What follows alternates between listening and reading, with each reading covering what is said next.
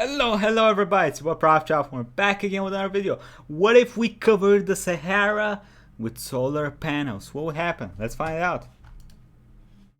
This video is made possible by Brilliant. Learn something new every day for 20% off by being one of the first 200 people to sign up at brilliant.org/real-life-lore.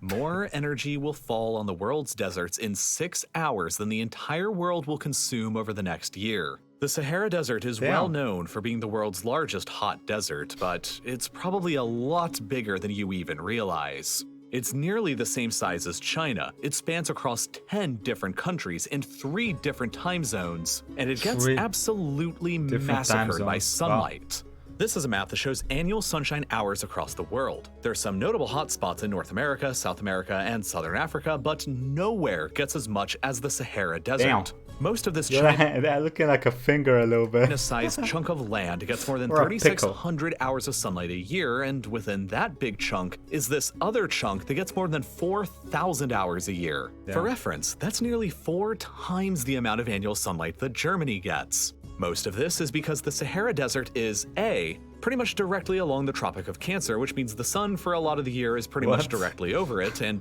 B, clouds pretty much never form or even exist over the entire desert, which means all that sunlight is never interrupted. The Sahara, consequently, is the best location anywhere on Earth to place solar panels and develop solar farms. So I got a question. Does anyone that's watching, y'all use solar panels? Because most countries, I know you can get solar panels for your buildings and you can use the power from that. Here in Bulgaria, you can get solar panels, attach them to the city's electricity, and sell the power, which is pretty interesting. So I'm curious to hear if other places do it. They probably do, right? Is the question, what if we covered the entire desert with solar panels? What happens then? How much energy would we actually be able to produce, and how would this change our planet? Let's take a deep dive. For starters, let's begin here. This is the Ouarzazate Solar Power Station in Morocco, the world's largest concentrated solar power plant currently in existence and a marvel of modern engineering. Once fully completed and operational, the plant will take up an area of 25 square kilometers and be capable of producing 582 megawatts of electricity. It will even be capable of storing solar energy in the form of superheated molten salt, which allows for further production of electricity even into the night. After investing more than $9 billion into their solar energy objective, Morocco aims to create 4 additional plants similar to this one in the Sahara that will collectively create more than 2,000 megawatts of electricity production, which will be enough to provide for roughly 38% of all of Morocco's annual electricity needs. This project will transform Morocco into the world's leading solar energy state, and as the only African country that currently has a power cable linked to Europe, much of this energy will be exported for profit to the countries of the European Union. But all of this energy is created from just 5 relatively small plants. What happens when we scale things up a bit and think bigger? One of the few organizations thinking about— I assume you can't really place solar panels. You see the ground needs to be flat and shit. Sahara solar energy production in the future is the German energy company Desertec, which happens to be an investor of the Moroccan Solar Energy Project. According to their research and data taken from the German Aerospace Center, a solar panel array of just this small size in the Sahara could power 100% of Germany's entire electricity needs. An array of this size could power the entire European Union, while an array of just this size could power the entire world's modern electricity needs. Well, haven't we done this yet? 18 trillion watts, give or take a bit. Considering that a typical solar panel generates roughly 350 watts of power, this Earth-powering array would encompass around 51.4 billion solar panels, and it would be roughly the same size as the US state of New Mexico. Quite a large amount of land, but it's nothing when compared with the vastness of the Sahara, that also happens to be incredibly sparsely populated. Only about 2.5 million people live across the Sahara. I've played this map in Call of Duty. Which means that its population density is on a par with Siberia, which further means that it's possible to set up huge solar farms like this without too much of a negative impact on the local inhabitants. The Desertec project doesn't quite intend on transforming the entire Sahara into a solar farm, but it's still quite ambitious. The general idea is to set up a series of massive solar farms across the Sahara's perimeter and deeper into the Middle East. Once constructed, this collection of solar farms will provide for the majority of Africa's and the Middle East's electricity. Oh, so they're not only thinking of using only solar panels. They have windshield, biomass? What is biomass? Geothermal, I know that from remote. Hydro, cool. Electricity needs, while shipping any excess power across cables to Europe that could supply as much as 15% of the continent's entire electricity needs. Damn. This is a real-life plan that's undergone significant amounts of research and investment. But why are they only planning on building solar farms around the Sahara's perimeter? Well, while there's lots of obvious benefits to constructing solar farms in the empty Sahara, there's also lots of problems. First of all, the Sahara's emptiness itself is both a blessing and a curse. On the one hand, it means that almost nobody will have to be relocated or moved off of their land. But on the other hand, there isn't any infrastructure to actually get the massive amounts of supplies into place in any kind of cost-effective manner. Can you imagine being the dudes that are doing the construction on this? Like, how high would be there? Ugh. This map. There's only like 4 roads that even stretch across the Sahara from the north to the south. There are huge, empty pockets of land across the desert without a single road at all. And some of these areas, like this northwestern pocket of Chad, are more than 600 kilometers away from the nearest road. Transporting billions of solar panels to a remote area like this will necessitate building countless new expensive highways or railroads to get them there. And that's why Desert Tech is only planning on constructing plants around the Sahara. But let's forget all of that for a moment and just think about the cost of the solar panels themselves in a Sahara-sized array. A pretty average 350-watt solar panel typically costs anywhere between $200 and $450 once fully installed on a residential roof. Wait, that's how much it is? 200 to 500 bucks?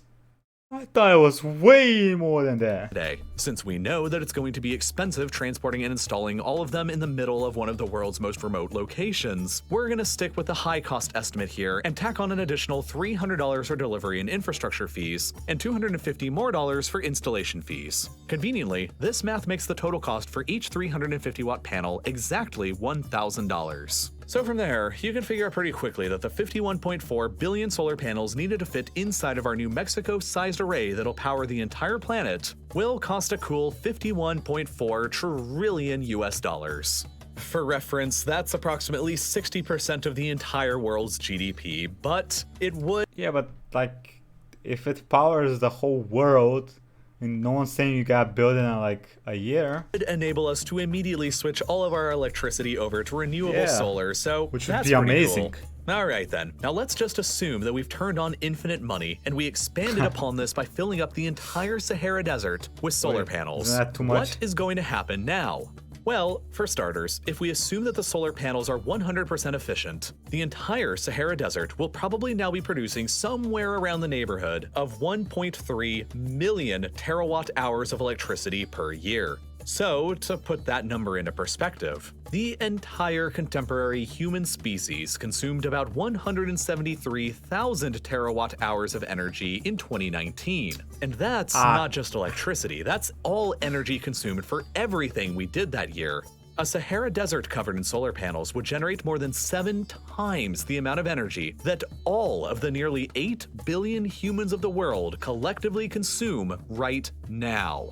Obviously, this would present revolutionary changes to what mankind could be capable of, and notch us even closer to a Type 1 Kardashev-style civilization. But this overwhelming power given to humanity by harnessing the entire Sahara would also come with some significant costs.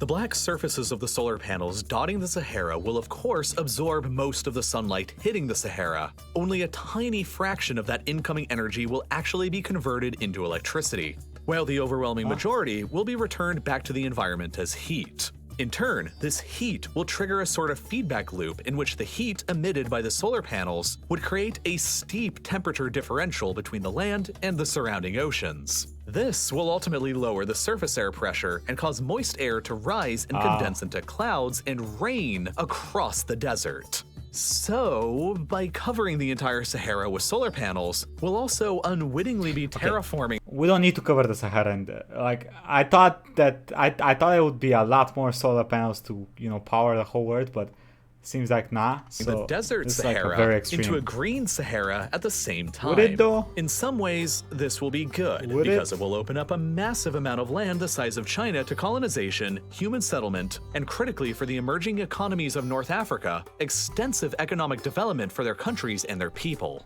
But in other ways, this will be really bad. The Amazon rainforest over in South America is extensively fed and fertilized by dust coming over from the Sahara that gets blown across the Atlantic, while the Atlantic ecosystems themselves also benefit from this fertile dust as well. Removing all of the sands of the Sahara Desert could create a cascade of unforeseen events that could wipe out entire ecosystems in the Atlantic, the Amazon, and probably beyond, and create an epic climate catastrophe the likes we have never seen before. In summary, covering the entire Sahara with solar panels would be epic, but it's also not feasible, it's probably pretty dangerous, and it's not even necessary either. We only need solar panels covering the area of New Mexico to meet all 8 billion humans' modern electricity needs. And they don't even need to be all in the same place. They can be spread out across all of the world's deserts or anywhere where it's sunny. And hopefully by the end of the century, we'll have made some pretty decent progress here. Now, maybe you're sitting here wondering how solar panels and solar energy actually work. In order to help myself better understand that very thing for this video, I took the full solar energy course that's offered. Yes, you did. Oh, I'm already subscribed to hololive War. Interesting. What y'all think? I didn't know that solar panels are cheap. Oh, cheaper than I thought. I thought they were like 2K a pop. $200 to $500. Interesting. Y'all had any y'all ever use solar panels? I'm curious to hear your experiences with them. I've seen them, like we have them over here close to us. They do shit like okay, I'll stop. I'm a fucking idiot. What was I gonna say? Oh yeah, quick thank you to YouTube members and patrons. Thank you all for the support, and I'll catch you all next time, everybody. Bye bye. That's it.